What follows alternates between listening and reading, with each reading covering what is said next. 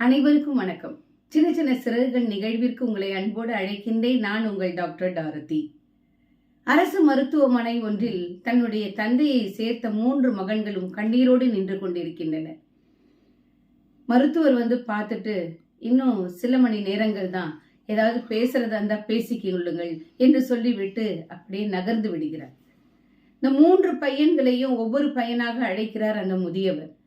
முதல் மகனை அழைத்து, மகனே, அண்ணா நகர்ல இருக்கிற 10 கடையும் உனக்கு தான் என்று சொல்கிறார். கண்ணீரோடு பின்வாங்குகிறான் மூத்தவன். 2வது மகனை அழைக்கிறார்.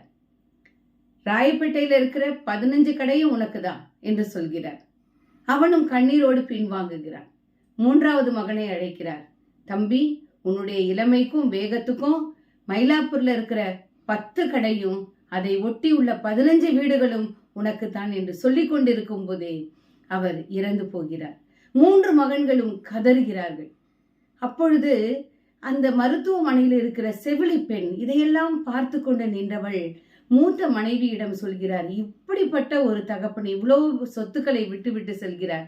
ஒரு அரசு மருத்துவமனையில வச்சு பார்த்திருக்கிறீங்களே, ஒரு தனியார் மருத்துவமனையில வச்சு பார்த்திருந்தா அவர் இன்னும் கொஞ்ச நாள் கூட இருந்திருப்பார் இல்ல என்று சொல்லும் பொழுது அந்த மூத்தவனுடைய மனைவி சொல்கிறார், அவர் கடையா சொன்னது எல்லாம் பேப்பர் போடுற வேலை, சொத்து இல்லை என்று சொல்லிவிட்டு நகர்கிறாள்.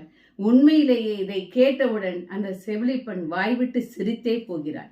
அன்பிற்குரியவர்களே, நிறைய நேரம் சிலர் பேசுவதையும் சிலர் நடந்து கொள்கின்ற வெளி தோற்றத்தையும் வைத்துக்கொண்டு இவங்க இப்படிதான் என்று நாமவே ஒரு முத்திரை ஒன்று குத்தி கொள்கிறோம் அல்லது குத்தி விடுகிறோம். ரெண்டுமே கிடையாது. ஒருவருடைய வெளி தோற்றம் என்பது வேறு, உள்ளம் என்பது வேறு. அதை புரிந்து கொள்வோம். புரிந்து கொண்டால் நாம் வெற்றி பெறுவோம். இந்த நகைச்சுவையான கதையை கேட்டிருப்பீங்க. உங்களுக்கு பிடிச்சிருக்கும். லைக் பண்ணுங்க, ஷேர் பண்ணுங்க, சப்ஸ்கிரைப் பண்ண மறக்காதீங்க, பெல் பட்டனை கிளிக் பண்ணுங்க. நன்றி, வணக்கம்.